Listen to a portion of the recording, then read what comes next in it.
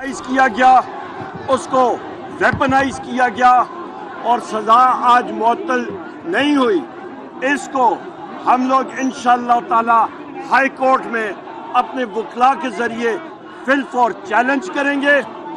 اور یہاں تک میں یہ کہہ دوں کہ کل فارم 47 کے مسٹر شہباز شریف وہ وزیر اعظم نہیں ہے، وہ مسٹر شہباز شریف ہے. اس کو قومی اسمبلی کے فلور پہ بھی میں نے فرمایا کہا کہ کسی قسم کی بات چیت جب تک میرے وزیر اعظم عمران خان، بشرا بی بی، شاہ محمود قریشی صاحب، میاں محمود رشید صاحب، چودھری اعجاز سینیٹر صاحب، عمر چیمہ صاحب، حسان نیازی صاحب،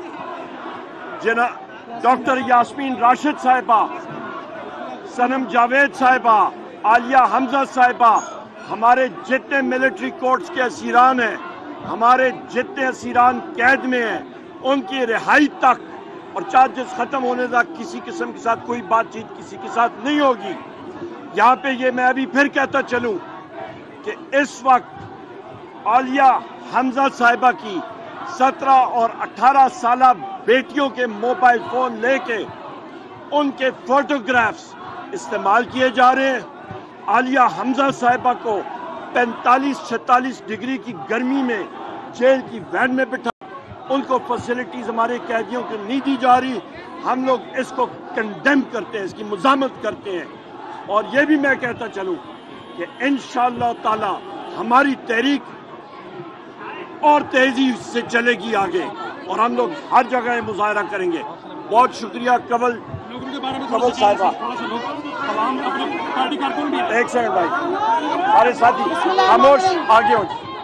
آج اس عدالت نے نہ صرف انصاف کا قتل کیا، عوام جو انصاف لینے آئی تھی، بالخصوص پاکستان کی 52% آبادی جو خواتین پہ مشتمل ہے، ان کو انہوں نے بنیادی حقوق، ان کی جو غیرت اور عزت والی باتیں ہیں ان کو اچھالا ہے. اس عدالت میں اس کی پروٹیکشن کرنے میں یہ عدالت ناکام رہی ہے.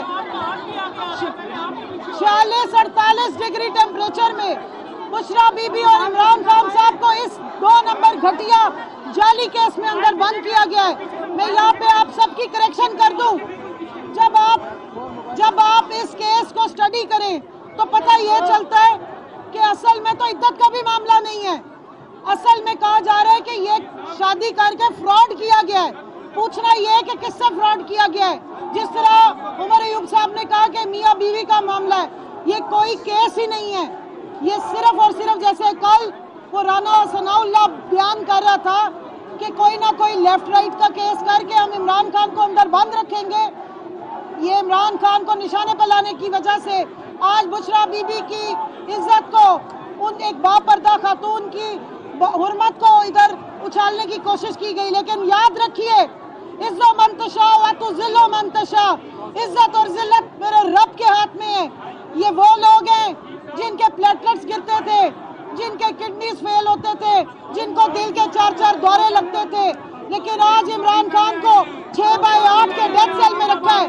اس کے باوجود بھی انہوں نے کبھی اپنے ملک اور عوام کی حقیقی آزادی کے علاوہ کوئی بات نہیں کی ہے.